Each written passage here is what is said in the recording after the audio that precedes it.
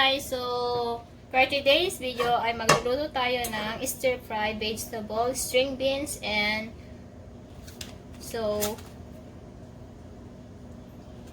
ilagay na natin ang gawin lang natin yung tofu, i-crispy lang natin. After that, ilagay natin ang tofu.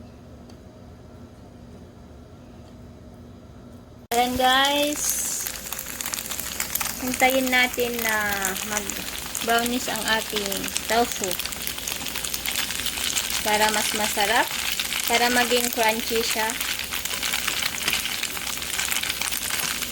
Ayan.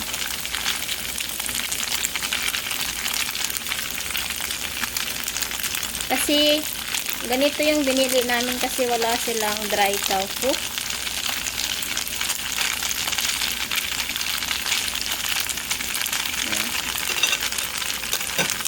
Pag magganito na lahat, okay na siya. Guys, brownish na siya. So, luto na siya guys. So, ang susunod nating the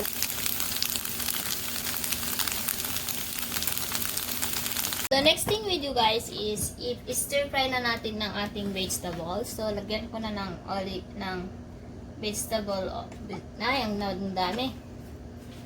Ng vegetable oil. Olive oil.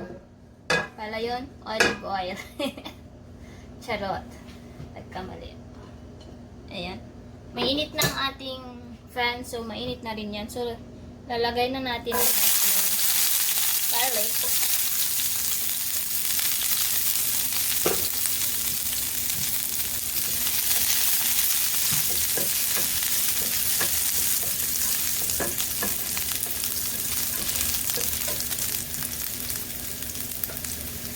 Tapos, kamatis.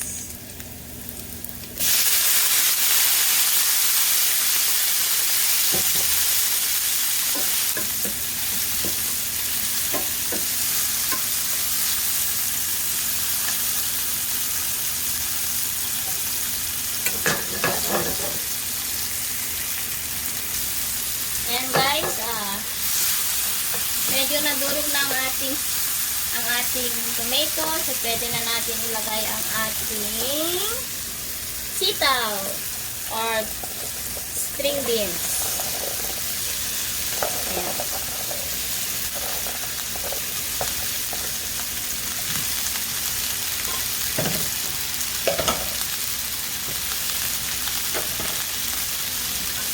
So, yan ang gamitin natin. Mas matibay.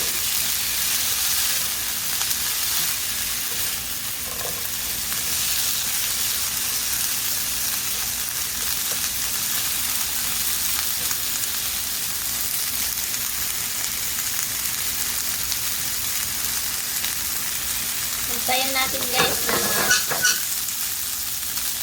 lumambot ang ating sitaw. Ayan guys, nilagyan ko siya ng konting tubig para lumambot. At saka pwede na natin ilagay ang ating eggplant. Ayan.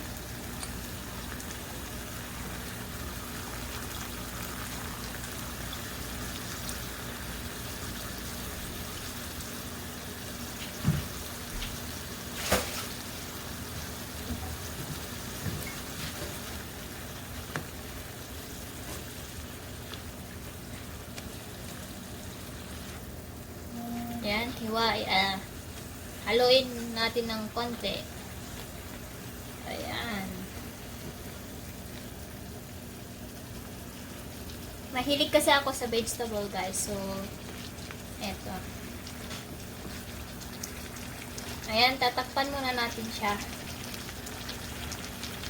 So, at this moment guys, pwede na tayo maglagay ng soy sauce.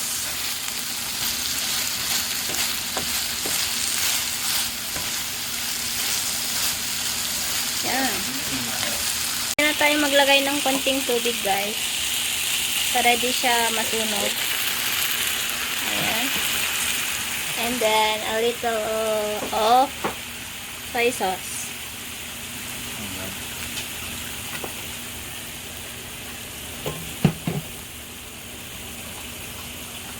Ayan, and then haluin lang natin.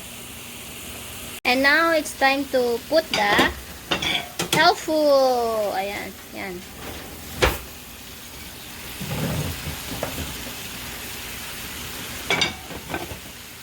Hot chili. Ayan. Sit muna natin, simmer a little bit. Ayan. Guys, haluin natin. At medyo lakasan konti ang ating apoy. Ayan, lalagay na natin ang ating chili. Ayan. Para medyo maanghang siya. Di maayos ang ating pagbibidyo.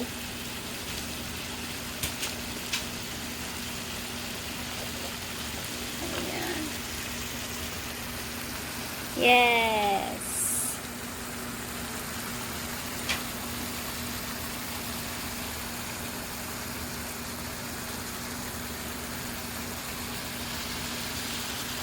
Ayan guys, lalagay na natin sa ating plate ang ating niluto.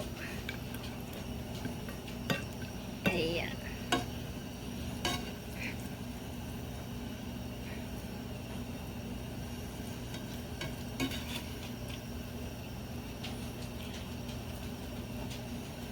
Sarap, diba?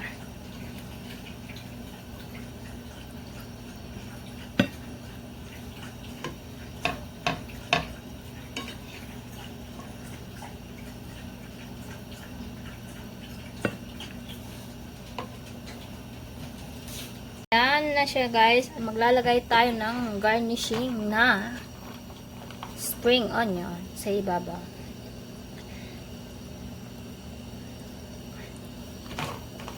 So, diba? Ang ganda.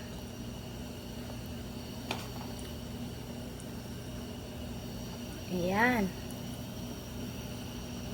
Thank you for watching guys. Hope nagutom ko kayo sa aking stir fry vegetables with tofu. Ayan.